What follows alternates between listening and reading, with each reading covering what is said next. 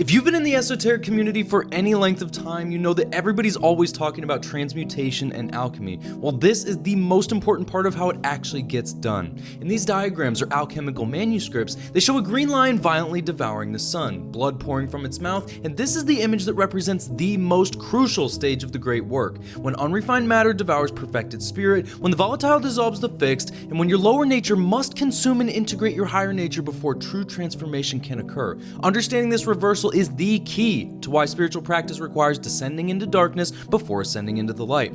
This is the green lion devouring the sun, one of alchemy's most powerful symbols, and it reveals why transformation requires destruction, why you must lose yourself to find yourself, and why the path to gold requires passing through putrefaction. Before we talk about how to use it, let's go over what it means. In laboratory alchemy, the green lion represents vitriol, specifically unrefined sulfuric acid or green vitriol, a corrosive substance that dissolves metals including gold. The sun represents gold, it's the perfect metal and the goal of the work. The image shows acid dissolving gold, which seems backwards. Why would you destroy what you're trying to create? Well, that's because you can't make the philosopher's stone from common gold. You need primordial gold, philosophical gold, gold that's been reduced back to its very first matter. The green lion devours the sun to break perfect metallic gold back down into its essential nature, into the prima materia from which the stone can be formed. The violence of the image is intentional. This is solve it et coagula, dissolve and coagulate. It's the fundamental alchemical operation. Before you can rebuild anything into its perfected form, you must completely dissolve it. The green lion's consumption is necessary destruction, breaking apart what appears finished so that something genuinely transmuted can emerge.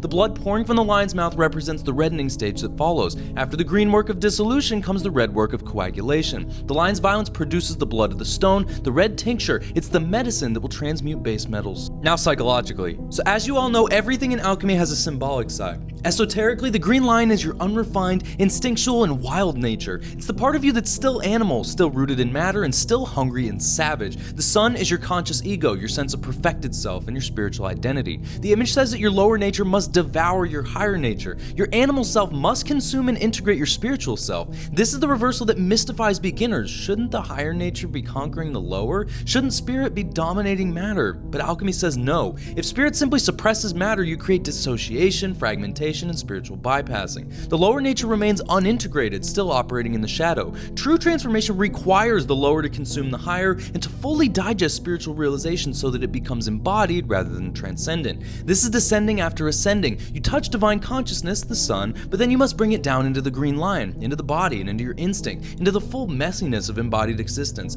Only when the animal self digests the soul or consciousness does genuine integration occur. Jung called this enantiodromia, or the principle that things transform into their opposites. You can't reach the self by fleeing the shadow, you reach the self by feeding your highest realizations